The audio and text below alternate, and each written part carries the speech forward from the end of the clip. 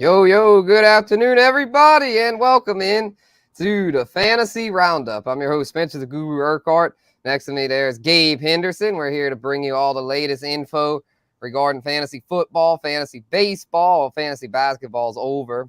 But any comments, questions y'all have, drop them in. Appreciate everyone rocking with us here on this Tuesday afternoon. And fired up for this one because we're going to break down the remaining fantasy relevant free agents. Should be a fun episode, man. You ready, Gabe? Yeah, I'm excited.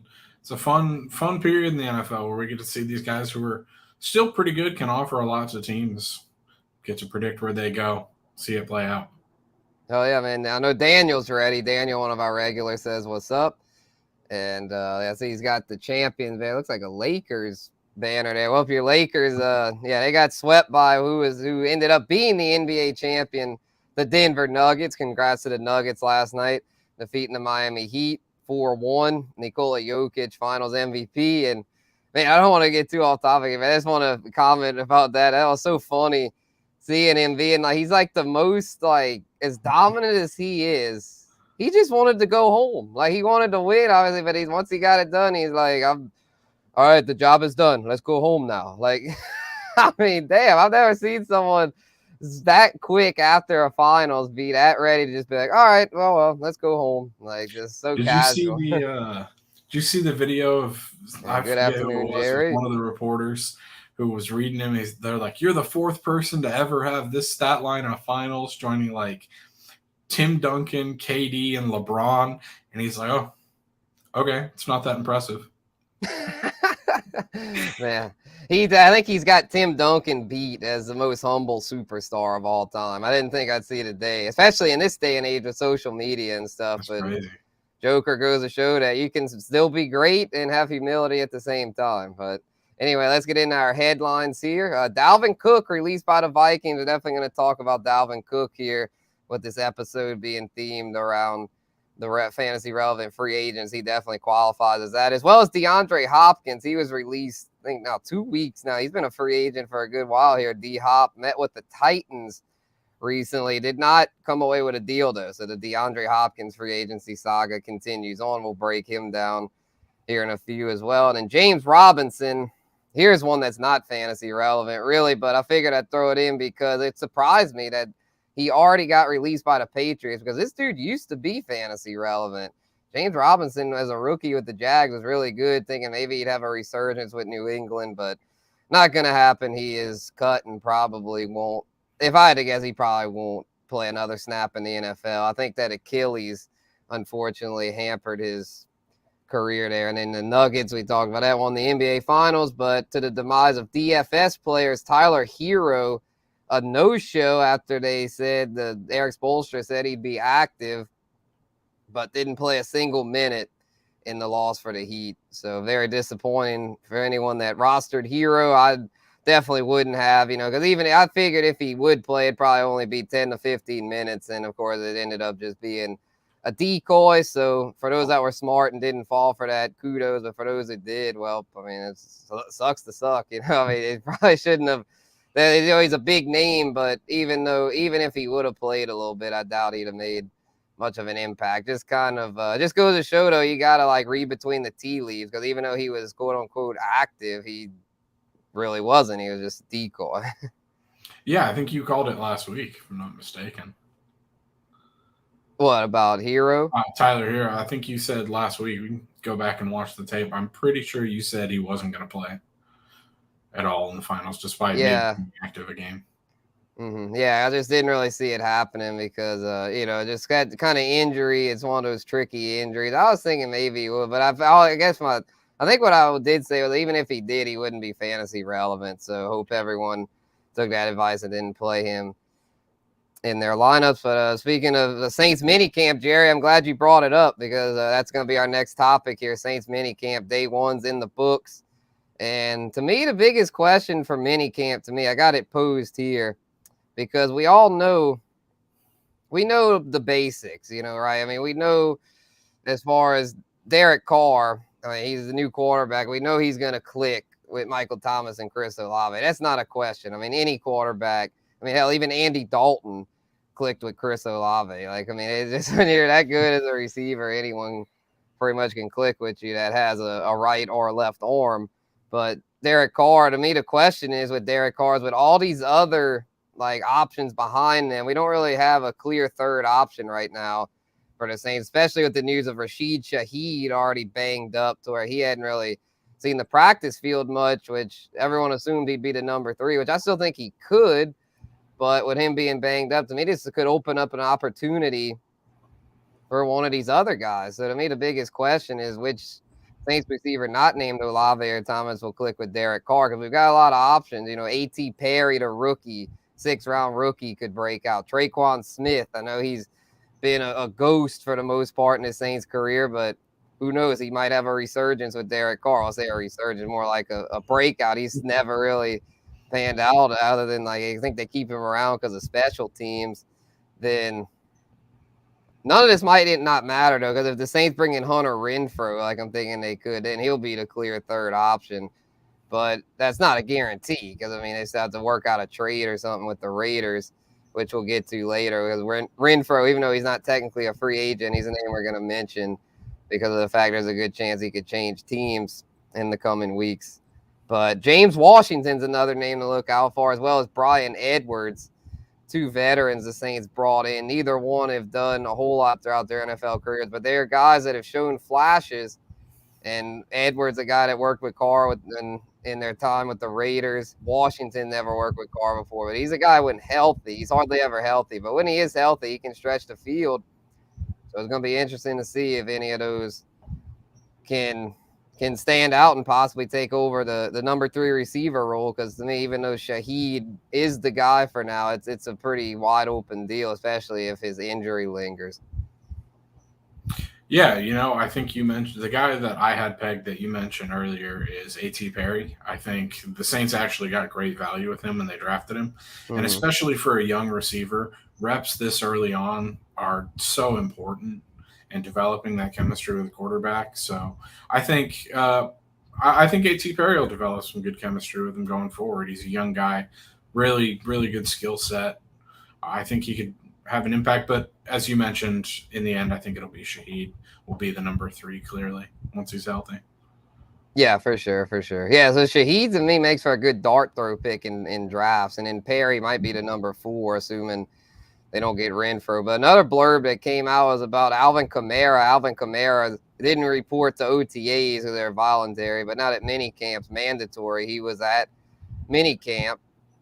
And he apparently had great chemistry with Derek Carr. Derek Carr really impressed by Kamara's route running as a running back. So assuming he avoids a lengthy suspension, I think he gets at least 6 games. But if he gets 6 or less, you know, I think he's definitely still worth a pick in the 6th or 7th round of drafts. I mean, look at DeAndre Hopkins last year, had the 6-game suspension, came back and was very relevant. So I think Kamara, assuming he avoids a 10, 12, you might even get a full season depending on how the court case plays out. But assuming he avoids a disaster scenario, he's going to end up a value, because we know Derek Carr likes to target the running backs. Josh Jacobs caught a bunch of passes last year in a career year. So if Kamara's on the field, he should produce a lot more than last year, because last year everything was clogged up.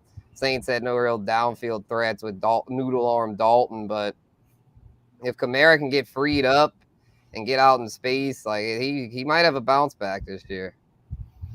Yeah, you know, I'm one of those people who refuses to believe that Alvin Kamara will actually be suspended until the day he is suspended. You know, we've just been kind of kicking the can down the road. But as you mentioned, there's going to be a lot of value in fantasy drafts for a guy like Kamara, especially if this suspension is 6 games or less, as you alluded to. Yeah, I mean, that's the Saints' MO. Kick the can, so they can keep pushing it back. You know, it's like, are they going to pay up one day? Well, maybe, but not today. That's the day, not today. Maybe when Mickey Loomis retires. I kind of feel bad for everyone's going to have to come in and pick up the pieces, because, damn, Mickey is really pushing this kick the can thing. But we'll see how it goes. Saints mini camp. Hopefully no major injuries occur. That's what we always hope for in these early offseason activities. Just no major injuries. But anyway, let's move on to the fantasy relevant free agents, and we'll start it off with Dalvin Cook, who has been trending lately. Was released on last Friday by the Vikings, and some odds in the market were out about his next team, and I actually agreed with these odds. They had the Dolphins as the favorite to land him, and I think that makes the most sense. Dolphins have nothing as far as a lead runner. They just got all complimentary backs. I mean, Mostert, Jeff Wilson, and the rookie Devon Achane. None of those guys profile as starters. And while Dalvin, I don't really like that for fantasy, though, because those guys are still going to be involved. Yeah, Dalvin will start with Miami, but it probably won't lead to a whole lot of fantasy production because they just, with Mike McDaniel, he's cut from the Kyle Shanahan cloth to where it's gonna be a committee backfield, even though Cook will be the superior talent. But for fantasy, I want him to go to the Denver Broncos because we all know what a Sean Payton offense means for running backs. It means a lot of production. Sean Payton, as a head coach, as he's gotten older, he used to be more pass heavy, when he had Drew Brees in his prime. But to go into Denver, Russell Wilson, not all that great last year. I don't think Sean Payton's gonna let Russ cook. I think Sean's going to want to run the football there in Denver, especially since they've got a above average defense. So with Javonte Williams coming off a knee injury,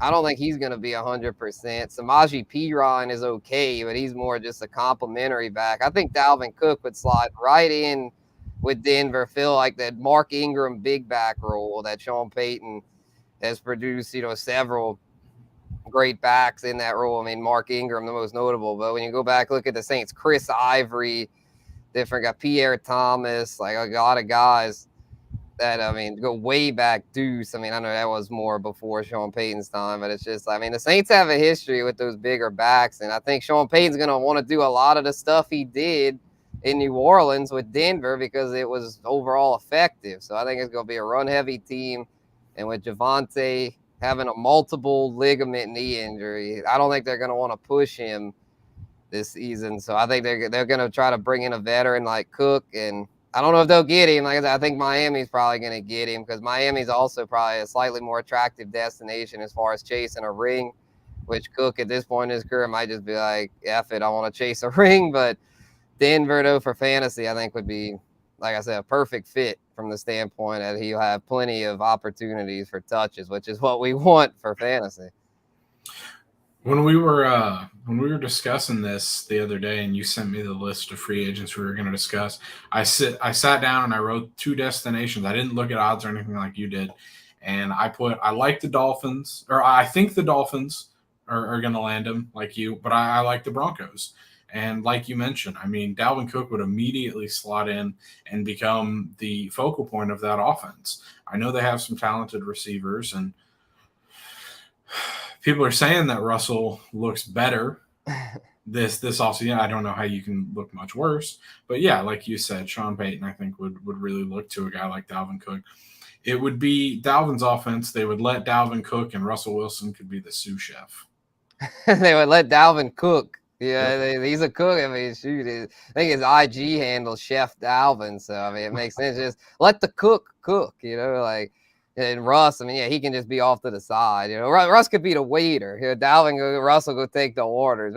You want the Let's Ride special? Dalvin will cook everything up there for Denver. So yeah, I think that would be a good fit. But let's move on to DeAndre Hopkins. Who, man, I hope this doesn't happen, but I think he's going to end up a New England Patriot because they need receiver help. They brought in Juju, but Juju's not a number one. They need more than just Juju. They also brought in Gesicki. They're probably going to feature tight ends a decent amount there. Bill O'Brien, he's the guy that he got Gronk going back in the day. So, I think he's probably going to try to throw the tight ends out. But it's like you don't have that X receiver, someone to really play on the outside, where with DeAndre Hopkins, he's been a Pro Bowl X receiver his whole career. That is what he is. That Juju can then focus on the slot because right now all they've got is Devontae Parker and Kendrick Bourne. Neither of those guys are going to cut it. So I think the Patriots pony up and sign him. Bill Belichick's known for swooping in late in free agency and bringing in guys like Hop, guys because I think the Patriots definitely still want to compete, even though they're on paper the worst team in the AFC East. They're not just going to lay down. Bill Belichick at his age, it's like he knows his time's, the clock's ticking. He doesn't have too many years left to where it's like I think he's going to try to swing. And to me, if you're trying to win, you got to have firepower. You got Josh Allen, Tua, and Aaron Rodgers. I mean, Mac Jones is definitely the worst of the bunch, but how are you going to help him catch up? Give him some damn weapons. I mean, the Jets have weapons. They brought in the ones Rodgers wanted and Garrett Wilson. The Bills have enough weapons. The Dolphins have plenty of weapons, Hill and Waddle. Come on, man. You got to give Mac Jones a chance. Like, so to me, with that being said, he's probably going to go there, which I just don't really like it, though, because that offense, they're probably going to spread the ball around a lot, the tight ends and Juju. Or I want him to go to the Chiefs because we know Kelsey's going to get his, but outside of Kelsey, what do the Chiefs have that's reliable? Not a whole lot. Kadarius Toney can't stay healthy. MVS isn't reliable. They lost Mecole Hardman. They got Sky Moore and the rookie Rashee Rice. I mean, none of those guys are proven target hogs. Where if you bring in D-Hop, there'll be enough to go around for him and Kelsey because Mahomes is a 5,000-yard passer. So to me, in that offense, I don't think it's going to happen. I don't think they're going to be able to fit him under the cap. But if they can, come on, Chiefs, make this happen. Like I said, that'd be so nice to have Hopkins, getting to work with the future Hall of Famer there in Mahomes. Yeah, my heart tells me DeAndre Hopkins, I would love for him to come to Houston, come back, reunion, but I don't see it happening at this point. I just think that was to kick off the free agency tour. I think I read a report earlier, New England's hosting him for 2 days. I think he'll go to the Patriots, and I think he will do well with the Patriots. He knows the offense and Bill O'Brien. And I don't think Mac Jones being the quarterback there is going to scare me away from him in fantasy because, I mean, look at early in his career. DeAndre Hopkins made a living catching passes from bad quarterbacks. So I think he'll be just fine. He knows the offense. Everyone knows what he can do. And I think this has been brewing ever since we saw that conversation on the sideline between he and Belichick before a game. Yeah, I mean, yeah, I could definitely see it, because Bill Belichick's a guy that, he brought in Randy Moss back when a lot of people were like, he's old, he's washed, and then had a big resurgence. So I could definitely see that happening. Why not? I mean, it would just make sense. And I just see my dad is, I agree with this. Yeah, Renfro would be a better fit because Hopkins, it's just like, I mean, he'd be nice, but you just don't really, I mean, when you've got Olave, it's like he's going to be that X receiver or you just don't really need Hopkins. I mean, it'd just be more of a luxury. And then Dalvin Cook, it's like, I think Kamara, I'm hoping only 6 games because I know injuries are bound to happen, but I just don't see any way that the Saints bring in Dalvin Cook or DeAndre Hopkins. I mean, for one, I don't think they have the cap to do it. And 2, it's like, you got Jamal Williams and Kendre Miller and in the receiving core. I mean, if you bring in Renfro, then that'll complete that. So, yeah, it's just, to me, these kind of guys, it's like, and plus the Saints just aren't really like the big market per se. Like, I feel like a guy like Hop, or like, Patriots, a fairly big market. The Chiefs, not really a big market, but you got Mahomes, like, and you got the allure of like, I go play for Bill Belichick, or I get to work with Mahomes. Then like Dalvin Cook, it's like, get to play with Sean Payton, and Miami's got a lot. I'm not trying to diss the Saints. The Saints have a lot going for them. It's just compared to some of these teams, it's like, I don't know if they're, and plus their cap, I don't know if they've got enough money to afford these guys. But speaking of someone maybe the Saints could afford, I don't have them landing him, but maybe they could, is Kareem Hunt. If they feel that Kamara is going to get a big suspension. Kareem Hunt is a name that is getting slept on, y'all. I don't know how this guy's still a free agent. I know he wasn't that great last year. He's just a backup to Nick Chubb, but I still think this guy has gas left in the tank because the last few years he hadn't had much mileage. He's been the backup. So I think he's still got fresh legs. He's not that old. I think he still has some juice left. Unfortunately, though, I think he's probably going to end up back with the Browns because it's like, hey, that's a run-first offense. I know they want to build around Deshaun Watson, but he's familiar there. They're the ones that took a chance on him after his suspension, and I think he'll probably just end up going back home there. But for fantasy, I think he'd be a really good fit with the Cowboys. I think him and Tony Pollard would make for a nice 1-2 punch because I was looking more in the Deuce Vaughn, the rookie the Cowboys drafted. I didn't know that dude's a scat back. He's only like 5'6". Like, I thought he had more size to him, but he is not at all like Zeke. To where, I mean, Kareem Hunt isn't quite like Zeke, but he's a lot more similar than freaking Deuce Vaughn. Hunt is a guy that is capable of being a lead back if needed. So I think him and Tony Pollard would form a nice committee, because I think that's what they want there in Dallas, a committee. I don't think they're going to want Pollard to be a bell cow, which is why I'm not touching him in the second round. I mentioned that a few weeks ago in my rant, how fantasy people are going way too crazy over Tony Pollard. So to me, Kareem Hunt would be the perfect fit, and to me, he's got more left in the tank than Zeke. To me, to me, the Cowboys shouldn't bring in Zeke. I didn't even include Zeke on this list because I feel like Zeke and Leonard Fournette, I feel like they're washed. Like, I feel like Kareem Hunt, though, might have something left. So we'll see where he goes, but I'm hoping Dallas. Yeah, and I also have him going back to the Browns like you, but I think one fun, interesting wild card option could be the Buccaneers. Because let's face it, Kareem Hunt's not going to be a starter at this point in his career. I don't think anyone. Well, I mean, obviously the fact that he's a free agent still is indicative of that. But yeah, I think you could do a lot worse than the Buccaneers. Behind Rashad White, they have Chase Edmonds. Come on, are we still? Yeah, it's terrible. Edmonds is relevant in 2023.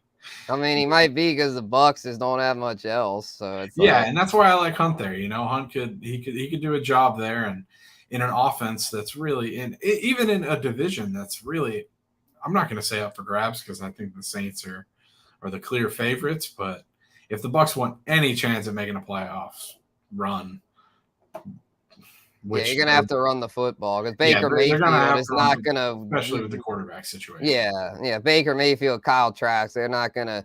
If you get in the shootouts, well, so you're probably not going to win. So you're going to have to try to play good defense, low-scoring games, which Todd Bowles is a defensive-minded coach. I definitely think the Bucks are going to want to change their identity this year. And, yeah, I see them. That could be a landing spot for Zeke, honestly. Like, I mean, they had Fournette, but they cut ties with him. Definitely not bringing him back. But Zeke maybe is someone who can just have to chew clock and stuff. Like, or Hunt, too. I mean, they definitely need running back help because Rashad White he's all right, but he's probably not a workhorse. And then Edmonds, I mean, that dude he was on like multiple teams last year. He's just not good. So yeah, I could see it. That whole offense just reeks to me. I don't think I'm not going to want to have anything to do with Tampa Bay. Even as good as Chris Godwin is, it's like, man, with that and Mike Evans, I feel like they're just, now that Brady's gone, it's like RIP to their fantasy value.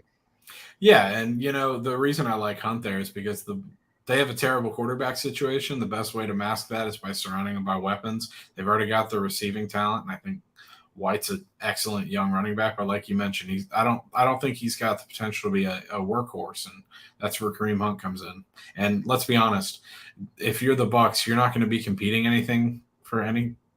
Yeah, you wouldn't think they'll be competing. I mean, the division does stink. I mean, even though he's like the Saints are the favorite, but that's. In any other division, the Saints wouldn't be the favorite. The Saints are decent, but the Saints, let's be honest, the Saints have a lot of holes. I mean, the defense, I don't think is quite as good as people make it out to be. They lost a lot in free agency, and the offense has question marks. I still feel like left guard's a hole. The receiver depth's kind of sketchy to run him if Kamara gets suspended. I'm not trying to be negative. I still think the Saints win the division, but I just want to pump the brakes a little bit as far as saying they're a heavy favorite. But yeah, I just think if someone does steal it from them, it'll be Atlanta and Carolina. There's a reason Tampa Bay is projected to be in the cellar. They stink. Yeah, so if you add a guy like Kareem Hunt, I mean, and it doesn't work out, that's okay. Because no one's going to really bat an eye. You're going to stink anyway. But if, let's say you're the Cowboys and you bring in Kareem Hunt and there's some people who still want Zeke back. Let's say Kareem Hunt doesn't produce. People are going to be up in arms about it and calling for Zeke back. So it's a decent reward. Decent reward, decent risk move. Let's say that or even low risk. Yeah, I'd say low risk, decent reward. There's really not much risk because if he does stink, well, Zeke might still be out on the street. Right? Like, hey, Zeke, come back. Or Leonard Fournette. I mean, they've been running backs. I don't want to say they grow on trees, but they're like the closest thing to kickers as far as if you have running back injuries, it's pretty easy to find someone to come in. But I see my dad makes a good point here. They need running back insurance, but yeah, it is hard to keep everyone happy when you have that many. Look at this, reminds me of the Adrian Peterson situation. The Saints brought in Adrian Peterson. I think that was Kamara's rookie season, 2017. They're like, man, you got a three-headed monster. You got Ingram, Peterson, Kamara, they can't be stopped. But the problem was Peterson used to be, and all day, like the workhorse. And so he was barely getting on the field because Ingram and Kamara were the big dogs at that point. Talent-wise, Peterson had lost a step, but he was, you could see him on the sideline. He would complain every game to Sean Payton, put me on the field. And then after 3 games, he got released. The Saints just, I think that's why the Saints aren't rushing to add more running backs. So they saw what happened that season,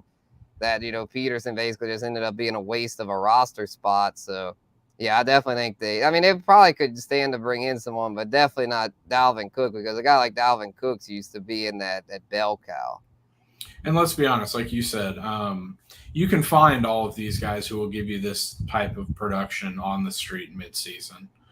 And, it's crazy. I was going to mention this back when we did headlines about James Robinson. I think he finished 5th in rushing his rookie year, and now he's probably going to be out of the league. And I know some of that torn Achilles, man. Those are devastating injuries. Yeah, but it just speaks to the value or the devaluation, I guess, of running backs in modern day NFL.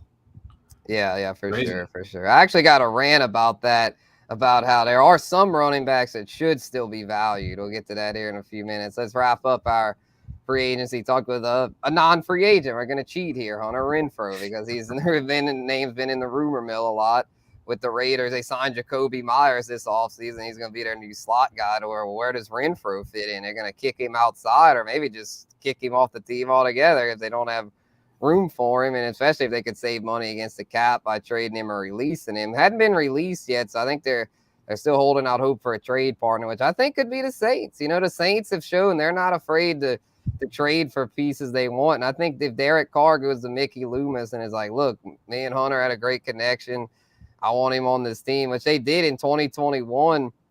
Renfrow was a Pro Bowl wideout. Last year he was an afterthought because of Devontae Adams. But before Devontae Adams, Renfrow was like the number 1 over there.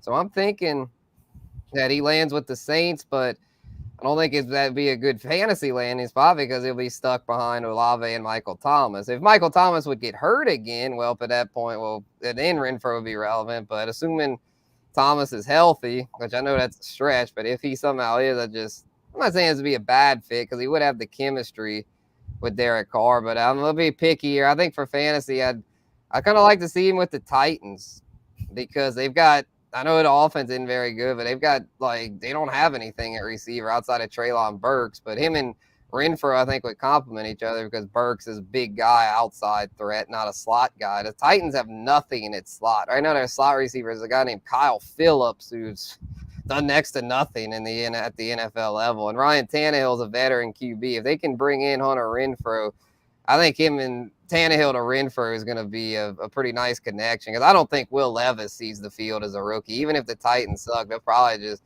ride it out with Tannehill. Or maybe they'll do like the Falcons did last year, let Tannehill start most of the year, and then toward the end see what they have with the rookie. But I still think, with that being said, Renfrow, we'll see a lot of targets there because they just don't have much. Where with the Saints, it's going to be harder for him to be consistent.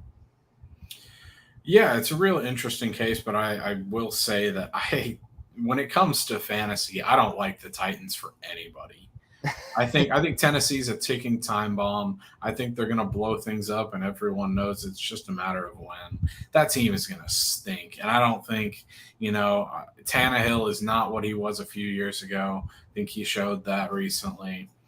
So I don't really think you'd get much out of Hunter Renfrow.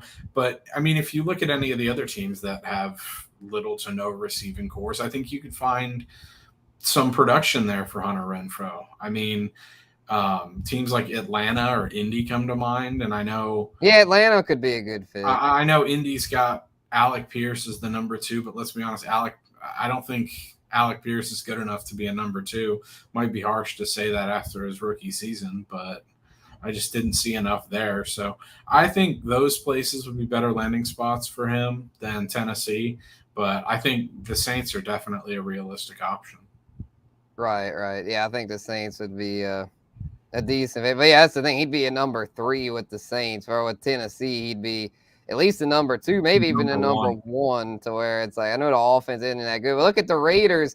in 2021, they weren't a very good offense, but because Renfro was like the only game in town, he did well. Which with Tennessee is a chance he might be like the only game in town as far as he'll get more targets than he can handle. But we want that for fantasy. We want volume, so that's why I feel like that could be a good spot. But I actually think the Saints, for Saints fans out there listening, I think Renfro, I think Carr is going to go to Mickey at some point here in the next few weeks and be like, look, we're just a piece away, Mickey. We're just a piece away.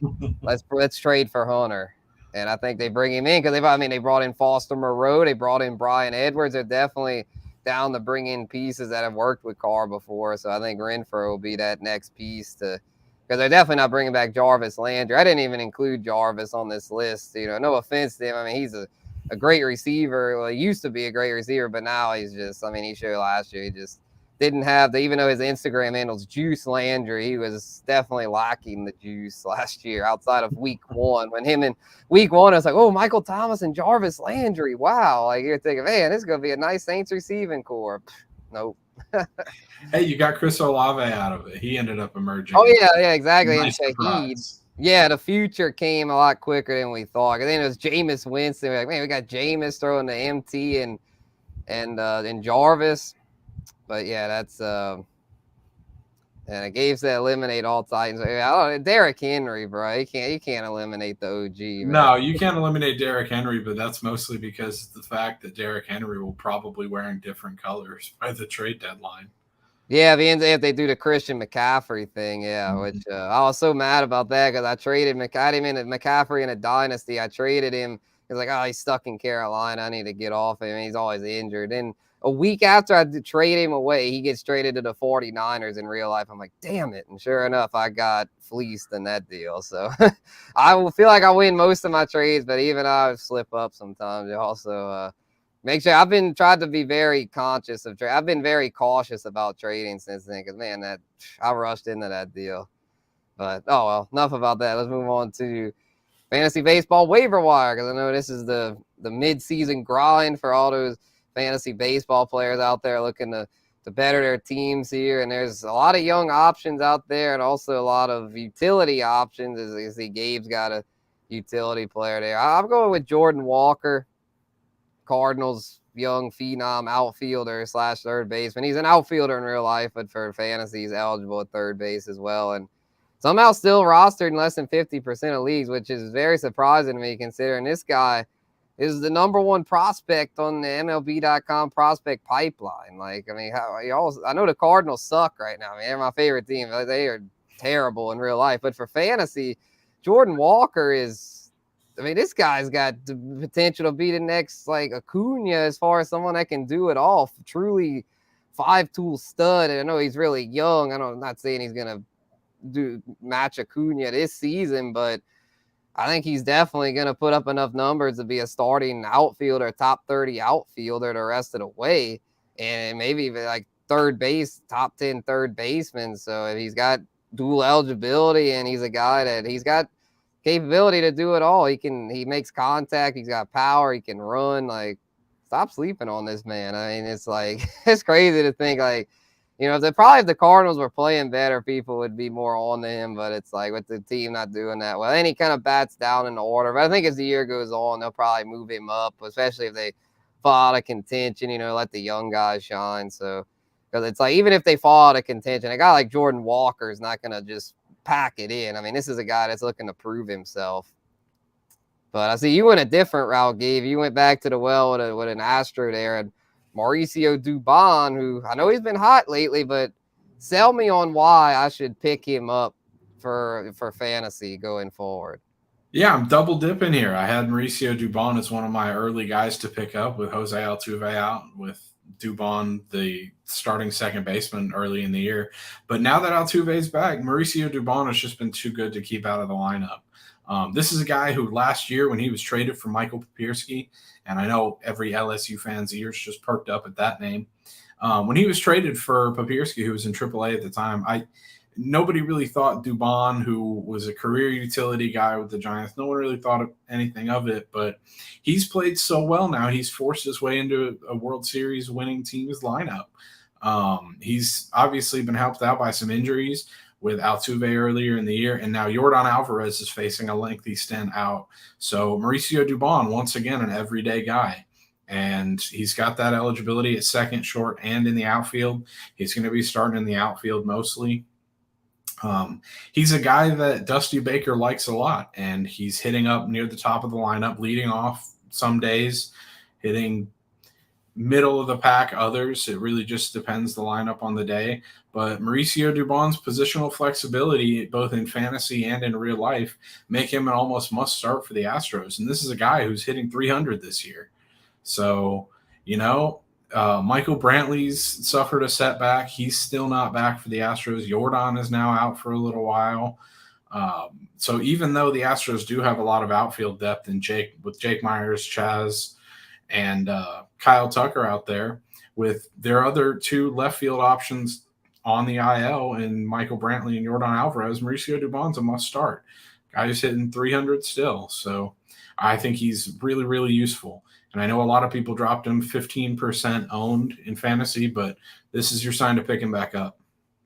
For sure. I think the thing that sold me on it somewhat is, I'm still a little skeptical being that he doesn't really do that much well outside of batting average. But the thing that kind of sold me, though, was the fact that he's going to start getting everyday at-bats with Yordan out. I actually have Yordan in one of my leagues. And, it's like I've got depth in that league, so I'm not too concerned. But it's just like, damn, it's like, Dubon could keep this up for at least for the next few weeks while Yordan's out, because it's like I want a guy that I know he's put up good numbers in the at-bats he's had, but it's like I want a guy that's on, if assuming I'm not in some super deep league, if I'm in like a 10, 12 team league, I want guys hitters that get everyday at-bats. And while Yordan's out, because you can kind of, as you see, you double dip, but that's just the nature of it. You just you got to add guys, drop them, add them back. It's like a cycle. So this is probably the time now to add Dubon, and he's probably not.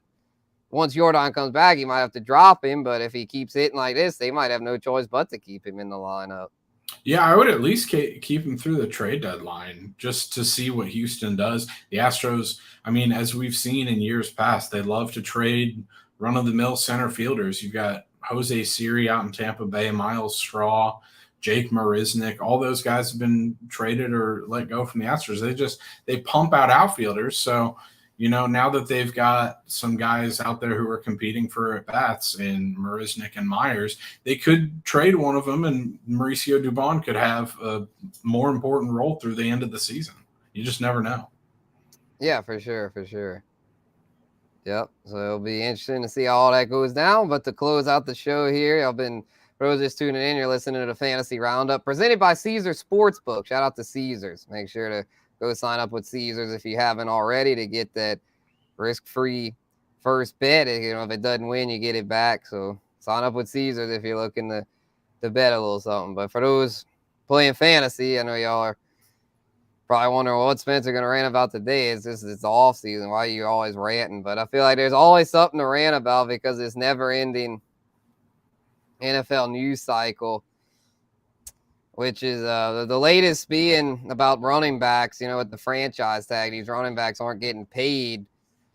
And normally I'm of the mindset of the new age of, you shouldn't pay your running backs. They're not very valuable. They're kind of a dime a dozen. But this is an exception here, y'all. Saquon Barkley. To me, the Giants need to pay Saquon Barkley because for this team specifically, he's the best player on their offense. Plain and simple. I know Daniel Jones did well down the stretch last year, but guess what? Defenses were keying in on Saquon Barkley. They started off a run-first team. They remained that way, even though Saquon wasn't as efficient down the stretch. It opened things up for Jones, and the offense as a whole was still efficient. They won a playoff game. Hell, they beat Minnesota, a team that had a good offense, so they were capable of getting in a shootout and winning it. So, to me, they'd be idiots, though, not to pay him, because if you don't pay Saquon Barkley, he might sit out. He already said there's a card he could play sitting out the season. Lev Bell did it. Didn't pay off for him, but I think Saquon Barkley as a talent is better than Lev Bell. I think Saquon might actually have some leverage here because if he sits out and the Giants suck, which, when Lev Bell sat out the Steelers, they replaced him with ease. James Conner, over with. The team was just fine. But Saquon, they're not just going to be able to replace him just easily like that. Matt Breida is not a good backup. The rookie they drafted, Eric Gray, I don't think is ready to be a starter in year one. So, I mean, you've got to just pay this man. I mean, he's an elite running back. I know he's had his injury woes, but when healthy, this dude is a top 5 running back. And I mean, he deserves 10+ million on a multi-year contract because he's not that old. Pay him, give him a 3 or 4 year deal, give him some guaranteed money. He deserves it. He makes your team so much better. And if you don't have him, if Saquon sits out, Giants are finishing last in the NFC East. I'm sorry, because I think the Commanders might be a little better than people are giving them credit for with Eric Bieniemy now as OC. So Brian Daboll, I mean, I know it was a good story from last year, but you better convince Saquon to stay on. And then also the Giants front office needs to pony up and pay him, because without Saquon, it's going to be a long season. Daniel Jones will get exposed.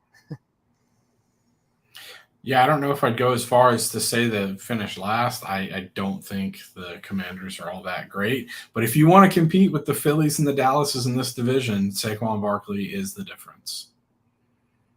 Yeah, he most definitely is. But he's the best running back in the division. That's the edge they have here. I mean, Tony Pollard, he's on the tag too, but he's no Saquon Barkley. The Eagles brought in DeAndre Swift. He's no Saquon Barkley. And the Commanders, the committee with B-Rob and Gibson, neither of them are on Saquon's level. This is the big advantage the Giants have over everybody else in the division. So, like, yeah, you gotta just pony up and pay them. I mean, they did it with CMC and Derrick Henry. I don't think those teams are having regrets. The Panthers were able to get a decent trade package for CMC. The Titans, I mean, if it wasn't for Derrick Henry, they would have been worse than the Texans. So it's like, you gotta pay up when you have a special talent like that. Yeah, for sure. Yes, sir. Well, that's gonna wrap this one up, y'all. Fantasy Roundup. We're live every Tuesday at the same time. Appreciate everyone that tuned in. Any final? Oh, we got a final comment here about if things don't improve soon, it might be time to blow it up. Go all young for the Cardinals, as much as it hurts to say. Yeah, I was saying that a while back, because I was just seeing, I saw the handwriting on the wall. Now Ryan Helsley's injured, so the already woeful bullpen is even worse. Yeah, I mean, sometimes things go through cycles. I mean, unless you're the Yankees or the Dodgers and have unlimited funds, you're going to go through phases of being a buyer and being a seller. And I feel like this is a phase, it's a cycle of baseball where sometimes you just kind of make some bad decisions, get yourself in a hole. And good thing with the Cardinals, though, is they've got a lot of veteran talents. I mean, you got Paul Goldschmidt, Nolan Arenado. So you could probably get a bunch of talent back for those guys if they would put them on the block. I don't know if the Cardinals will be willing to do that, but if they're 10 games out come the trade deadline, I think there's a decent chance they do. And, yeah, that's going to – just be glad your Astros are in the up cycle. I know the Astros just about a decade ago were in that cycle of having to blow it all up and be sellers. It's kind of fun going through a rebuild. Yeah, exactly. Especially when you reap the benefits on the back end.